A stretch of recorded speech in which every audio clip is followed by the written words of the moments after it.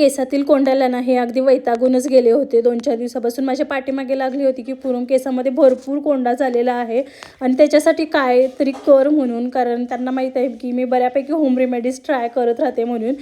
तसं तर माझ्या केसांमध्ये काहीच कोंडा नसतो, पण ह्यांच्या केसांमध्ये अधेमध्ये होत राहतो, कारण हे सारखं ना ऑइलिंग वगैरे करत नाहीत म्हणून. तर इथं भीमसेन कापूरचे 2 खडे घेतलेले आहेत आणि वाटीनं छान अगदी ते मी बारीक करून घेतलेले आहेत. शक्यतो तुम्हाला पण करायचं असेल ना तर भीमसेन कापूरच यूज करा आणि त्या तेलामध्ये हा भीमसेन कापूर टाकून मिक्स करून घेतलेला आहे.